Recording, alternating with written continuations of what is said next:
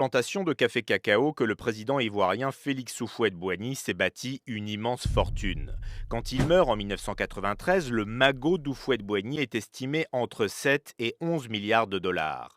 Cette fortune, le président ivoirien l'investit dans l'immobilier en France, un véritable monopoly. On ne connaît même pas exactement le nombre d'appartements qu'il a achetés pour ses enfants, pour des parents. Et en même temps, ça s'est étendu tout autour de l'ambassade de Côte d'Ivoire. Ça a commencé avec l'ambassade de l'avenue Raymond Poincaré. Ils ont racheté tous les immeubles autour, des hôtels particuliers.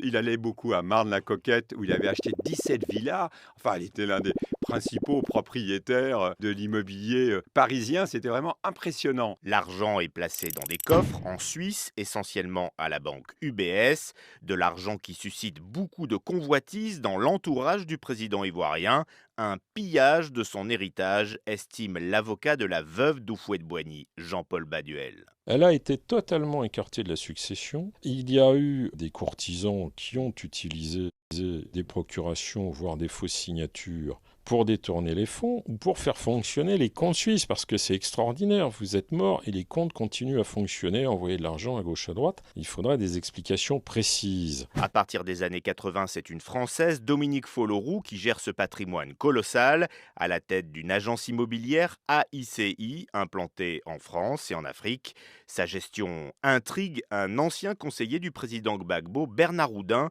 qui dit avoir retrouvé la trace de virements effectués depuis un compte UBS d'Houphouët-Boigny. Il y a à peu près l'équivalent de 24 millions de francs français qui sont transférés entre le compte d'Houphouët-Boigny et le compte de Madame Folloroux à l'époque.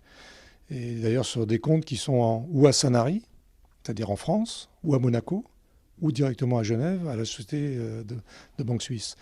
Si c'est la rémunération de ces activités de gestionnaire des comptes du patrimoine d'Houphouët-Boigny, pourquoi ça atterrit sur son compte personnel et pas celui de l'entreprise qui gère? Au début des années 90, Dominique Folloroux épouse Alassane Ouattara, l'actuel président ivoirien. L'influente femme d'affaires Dominique Ouattara est donc devenue la première dame de Côte d'Ivoire. Contacté, son responsable de la communication a refusé de répondre à nos questions.